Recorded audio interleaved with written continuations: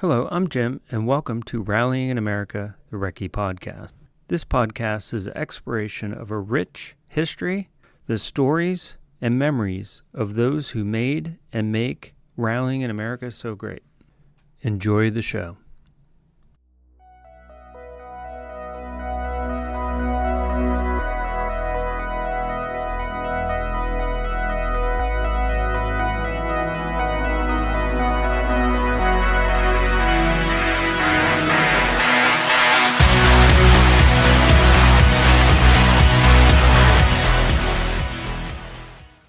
Jimmy and Kate, thanks so much for being on the podcast.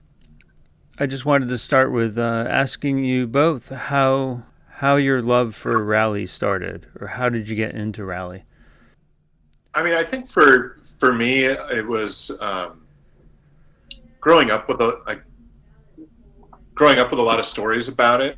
My dad's first cousin was a co-driver in the late '60s. He used to co-drive in a Barracuda, and he would participate in the Press On Regardless rally, and I think some others. And then later on, I think in like the late '70s, a friend of my dad's participated, and he was in a Datsun, and my dad would, maybe quote unquote crew for him. But I, grew up with stories about it, and the kind of images of John Buffum going through the woods at night in the Audi, with the glowing rotors. It really captured my imagination, and so it's just something that kind of grew up always wanting to do. And I think too, when we're both from northern Michigan, and I think you kind of grow up, driving down similar roads and kind of imagining, ooh, what if we went fast down these? Right. Oh yeah. So it's just something always had my eye and wanted to do. Kate, how did you get into rallying? Well, actually through Jimmy. When Jimmy and I first met, he was building his first rally car, which was a Mazda 323 GTX, which we try not to talk about too much. But dark days. Dark days is right. But we were actually just talking about this the other day. But Jimmy actually had to go to New York for a wedding, and I had really strongly encouraged him to sign up for LSPR. And the friend who was supposed to co-drive for him bowed out at the last minute, and he had already registered and signed up. And I was like, if you think you can teach me, I'll hop in the seat. Having literally, I grew up around cars, and I've been an enthusiast my whole life, but I had never even been to a rally. So having literal no idea what I was getting myself into, my seat wasn't even in the car yet. I climbed in, and Jimmy gave me a crash course in pace notes on the way to Houghton. And I think, on my first stage, I think I called a mile worth of notes in 30 seconds. I was absolutely terrified, and now we are today. Oh wow, yeah. I think I'd be terrified too. And just looking back on that rally too, like Kate said, the seat wasn't in. We had to go to FY Racing for them to figure out how to even bolt it into the car. Kate was on with a borrowed suit from a family friend that did not fit. And one of my cousins out in a helmet too. It was a little bit of an adventure for sure. Yeah, trial by fire, I'm sure. Yeah. But the fact that she continued to do it is pretty incredible. Yeah, that's amazing. So how did that race weekend turn out, if I may ask? Well, I think the last stage of the night we went. It was raining. It was really wet, and it was kind of that classic wet LSPR. And my dad and another cousin. There's a theme here with the family thing. They were kind of quote unquote crewing again, and we went off on the last stage of Friday night and got stuck on the side of the car, but got it out. And when we woke up in the morning after sleeping for 3 hours, the car was rattling something terrible, and it turned out that we was about to lose its harmonic balancer. So wow. We ended up not starting day 2. But Gotcha. all said and done, Yeah, you're still together, right? Yeah. Oh, that sounds great. Sounds like a lot of fun. Yeah, a lot of adventure when you're younger. Yeah, a lot of adventures when you're younger. It's really nice. A lot of fun. So. What are your current plans for rallying? You're both co-driver and driver still? And what's your plans for sort of the future here? So today, we're on the 3rd rally car, which is something. We just got done really building and shaking down the new car, which is a 2002 WRX. I'm the driver and Kate co-drives. And so right now, our plans are to mostly just run our local rallies. Mm-hmm. Being in Michigan, we're really lucky because there's just a great group of organizers and volunteers in Michigan. Right. I think a lot of that is just because of when you look at the effect that Press On Regardless rally had. There's just this kind of history of participation. And so in Michigan, we're really lucky to have now between ARA, American Rally Association, and NASA Rally Sport, I think 5 rallies, maybe. Oh, wow. Okay. Just in Michigan. Just in the state of Michigan, I think. And maybe it might be 5 if summer snowdrift comes back. So we might just be at 4, but still within 6 hours, that gives us snowdrift, that gives us the cup rallies, which is hardwood and iron mule, and then that gives us LPR. And it's that's just really, really fortunate. And then depending on scheduling and anything else, we've also got Southern Ohio within 6 hours, depending on if we're based in Detroit or Traverse City, because we split our time, supposedly. And then also we like to go do 100 Acre or Show Me if schedules allow. Okay, yeah. So that's typically kind of our long haul event. But yeah, so being in Michigan, we're just really fortunate to have a lot of rallies to be able to compete in. Yeah, that's excellent. So that's kind of our plan is to, now that we're in a good place with the car and the build is kind of done for the most part, still a few things to kind of figure out, but now it's just to have fun and enjoy it and just kind of maximize our time. Excellent. Sounds like a lot of fun. To go back to the history and sort of how you got into rallying, I think in our preliminary chat you had mentioned someone entering the Press On Regardless with a Plymouth Barracuda. Was that your dad or your dad's cousin? Yeah, so that was my dad's first cousin, Chuck. Okay. So he was co-driving in the Barracuda, and so those kinds of stories are the things that really kind of got me interested in rally. Right, and Press On was more of just a time trial. Not so much a stage rally for those who aren't familiar with the Press On Regardless. Yeah, it was kind of more, this was back in the late 60s when, and I'm not a total Press On Regardless historian, but right. They would run through the whole state over a period of like many days. At one point starting down here in Detroit at Belle Isle, which is literally under a mile from where we're sitting right now. And then they would go all the way up to the UP, which is, going 80 miles an hour on the highway, a 4.5-hour drive.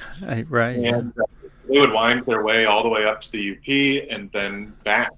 So it was really a different kind of event. But, a time trial, but still going fast. Okay. So really a cool challenge and something that you just couldn't do today. Right, and that's something we would love to see more of. Even if you don't have to drive fast, it's something I would like to see more of, especially where I am in Central PA, is some kind of fun rally.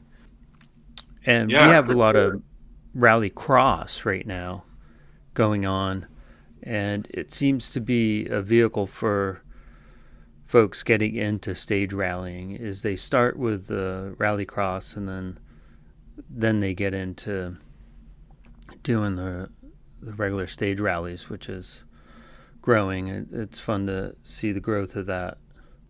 Yeah, for sure. And rallycross is fantastic. I lived in New York for a little while, and I bought an $800 Volvo to John Van Landingham's Great Joy, and I went and rallycrossed it a few times, and it was great. Okay.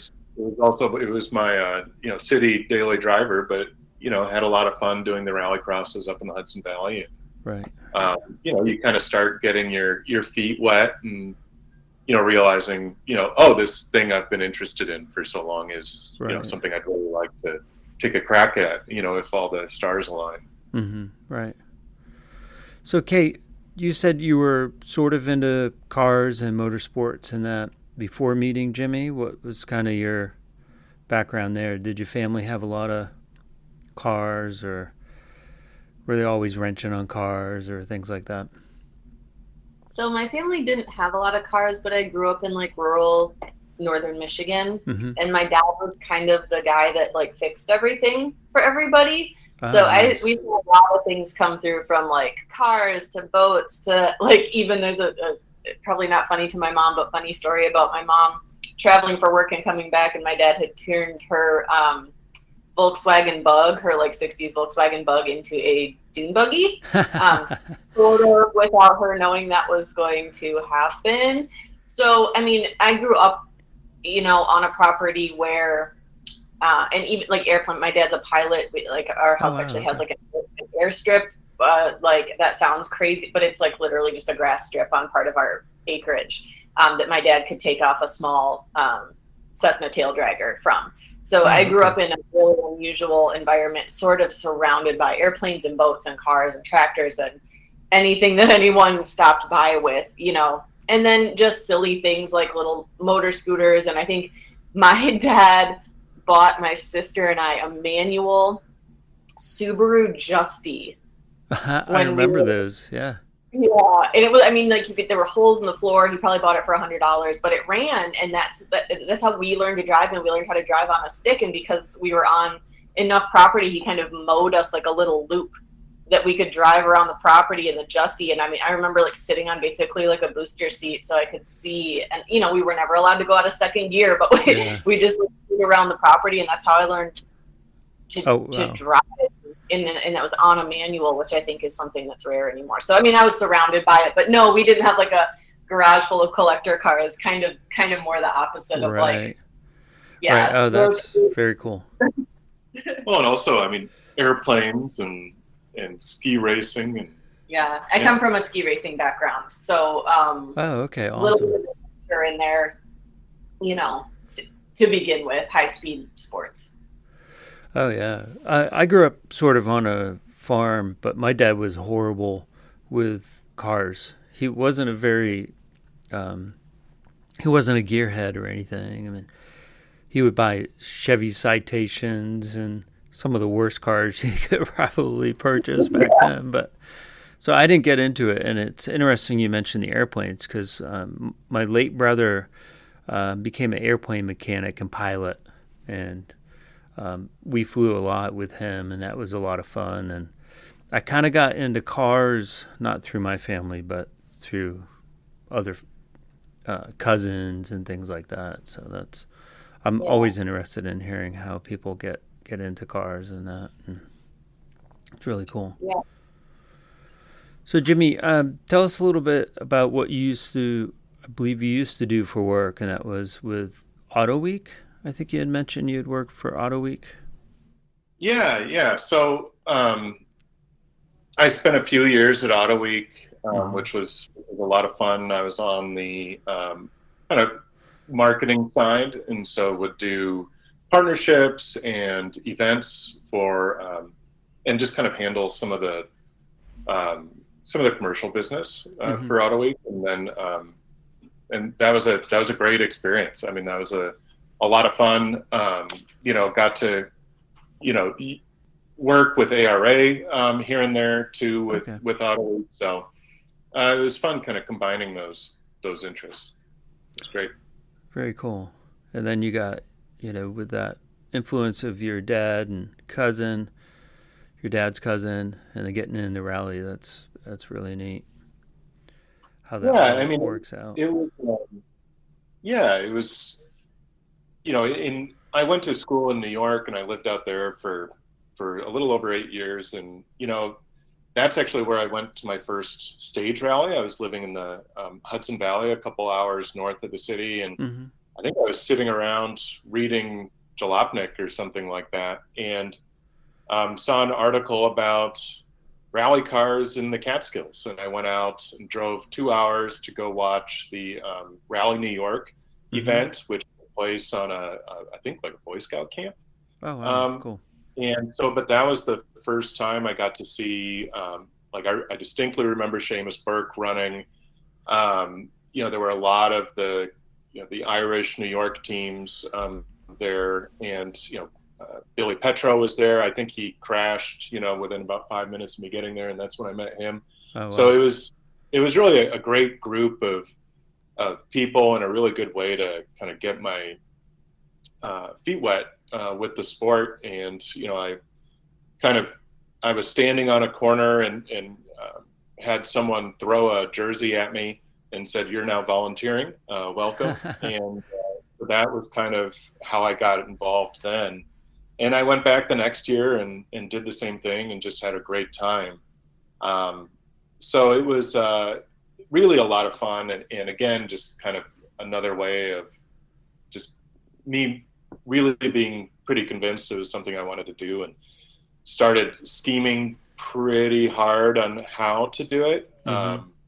It included scouring Rally Anarchy and finding cars for sale, driving 24 hours round trip down to South Carolina to get a Celica and back, and that didn't really pan out is a safe way to put that. But again, it's kind of it leads you down these kind of really ridiculous adventures, and they're all a lot of fun. But when I moved back to Michigan, the 323 came up for sale, and so went and picked that up, and then Auto Week came a little later, and that's when we moved into our 2.5 RS, which was when we first started really being competitive, and really having fun in that way. The Mazda was kind of a fun in a masochistic kind of way. Some people may not be familiar with it, but it's kind of a tiny car. It's really small, isn't it? Yeah, it's pretty small, and I'm not particularly small. So that was kind of a funny fit.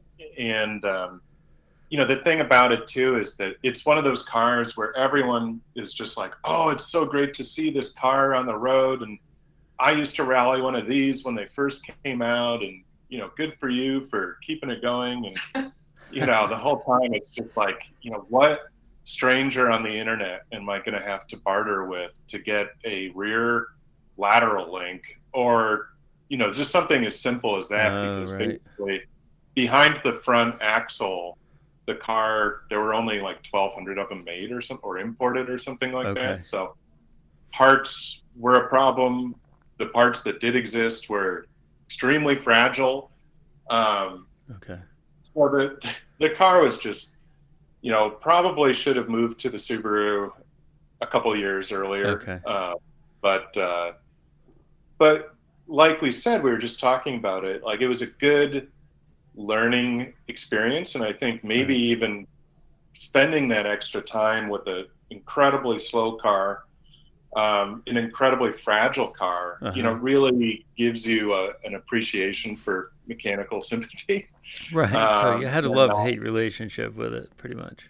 Yeah. I mean, I would clutch in over any kind of shock to the drivetrain. So crests, jumps, any opportunity where, potentially I could harm the transmission or anything, would just really take it easy. And, but now, I think that still kind of comes through in how we drive the car. We're still pretty risk averse. And I think that pays off for us, in the long run, which is good. Right. So you kind of want to pace yourself and just kind of, you're learning about yourselves as well as the vehicle, and you just kind of slowly, learn how to push it a little further and further and further. Yeah. And it's, and that's what's great about doing it for so long now. I mean, we've been rallying for 10 years. Okay, and, you learn kind of where the risk is, and you kind of stay away from it. We're a pretty small team, everything is self-funded. So, really things like cutting, I don't think we've ever purposely cut a turn ever in 10 years. We don't do any of that kind of stuff. Even, I mean, now that we've started to get some nicer suspension, we can really kind of jump the car, which is fun. But, before that, we wouldn't really send it over some stuff. And, it's kind of helpful because it makes you focus on your notes and it makes you focus on your driving. And instead of kind of doing the wild and crazy route, which I think ultimately ends up being a little more expensive. Right. Yeah. Trying to put a brighter side on the Mazda ownership, but I do think it did pay off in some ways. I've owned cars where I'm not worried about how I'm driving. I'm just worried whether or not the car is going to fall apart on my journey. It sounds like your Mazda may have been a little bit like that. So as far as your team goes, other than you and Kate, who else is part of your crew, so to speak? Do you still have family that helps you out, or? I mean, we've had a rotating cast of crew because it's sort of whomever is crazy enough and kind enough to come and help us out. So we, our buddies, buddies from growing up in Leelanau County came and helped us for the first couple of years getting the car going and, finding places to work on it. We had our crew chief, Aaron, who was with us for several years and really helped sort the 2.5. We had a buddy, Dan, down here in Metro Detroit area who's now rallying his own car. And I think he kind of got into it through autocross and rallycross too, which is kind of cool. So it's fun to see him out on stage. But, as he moved into his own car, people step away from helping to work on their own stuff. And, our friend Henry, who does some videography stuff for us and will come and wrench on the car. Sometimes to our benefit and sometimes not so much. He's much better with it than he is with a wrench, but just so many people have been so willing to help, down to Terry Hansen, who has been a co-driver forever, who when I first stepped in the car gave me some of my first pointers about notes and about even down to how to hold the book, so that to minimize car sickness and to make sure I could spot and pull notes. And just there's almost too many people to list that have helped us sort cars and get them back on the road, and friends even that have their own cars that have sent crew over to help us out when we were shorthanded. And, that's what, part of what is so great about rally is your closest competitor might also be your source of parts, or the guy that stays up with you all night to help you fix the car, they're the car behind you if you have an off, and they'll hook you up to a tow strap and pop you out, or in a worst case scenario, they're your first responders. So the community it's almost too broad to give names. We've had so many people help us. That's really cool, because it sounds like quite the education, because you're going to learn so much from so many different people, whether it's what to do or what not to do. But that's very interesting in learning how to rally and take care of the car, and that's pretty amazing. It's fun to hear. So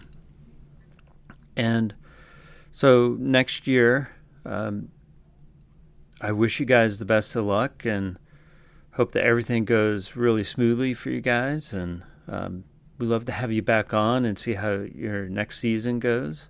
Yeah, that'd be great. Yeah. And thanks for having us. Appreciate it. Yeah, this was great.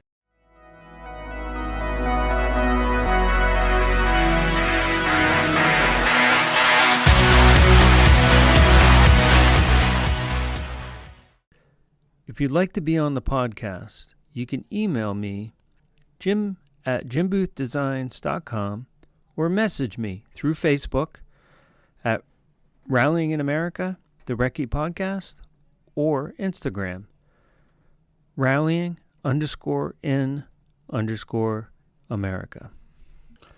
Special thanks to our sponsor for this episode, Brady Instruments, pro-grade, handmade, professional fuel hydrometers. Visit bradyinstruments.com for all of your fuel testing needs. And remember, don't be a fool. Check your fuel. Thanks to Toontank and the artist Nuclear Wave and their song In Drive for the podcast theme music.